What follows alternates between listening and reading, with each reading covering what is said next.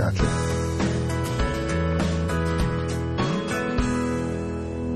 Hi, and welcome to Greater Portland Today. Joining me once again to discuss the importance of having a dry crawl space and basement is John Lombardi from John's Waterproofing. Welcome back, John. Nice to see you again. Nice to have you here. We've talked a lot about encapsulating and why Yes. it's so important. So explain to me once again why it's really the smartest choice. Well, without it, the air that's being furnished into the house from that crawl space isn't going to be clean and healthy. Okay, so really closing it up that's the main goal. Absolutely. Okay, and then I want to talk about insulation again, because there are different types and not everybody Yes. knows this. So why is the spray foam insulation really the better choice?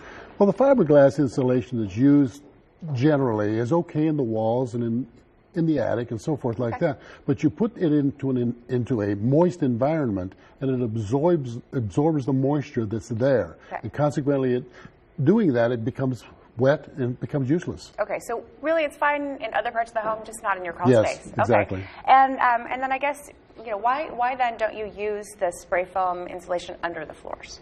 Under the floors, well, we don't want any insulation under the floors. We want it on the walls if we can. But just putting it on the walls by itself is not relevant, because if you do that and keep the vents open, then you're just like opening the door. Why would you do that? Okay. And you don't want to use the spray foam insulation just by itself, right? No. It's like half the problem. Exactly. Okay, so you want to encapsulate after you use the spray foam. Exactly. So we're having gotten a lesson today, and Encapsulation 101 is really what this is. Okay, a few other questions that I wanted to ask you today.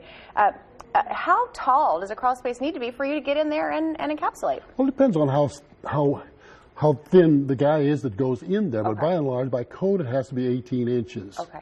So that makes so you can do a little bit less than that, but that would be the most optimum. Exactly. Okay. And then the other question I wanted to know is, how long does this last? Once you've encapsulated, how long will that be okay? We put a 25-year warranty on it. Okay. And recommend it periodically once a year or so. We go in there and check the equipment that we put in to make sure that it's running properly. Right, just to maintain it. Like Exactly. 25 years is a long time, though. That's good. Yes, it is. And then last but not least, my most important question, does this keep the rodents out? Now, Haley, really, would any self-respecting rodent want to live in a nice, clean environment where there's no place to sleep? Okay. So the answer is it keeps them out. Exactly. Okay, great. And I guess the best way to know is just give you a call or go to johnswaterproofing.com, set up that free consultation, and you'll come out and do an estimate. Yes. All right, John, thank you again so much for being here. Thank you for being here. I appreciate it. It's a good lesson today. Very All good. right, thanks. And we'll see you next time.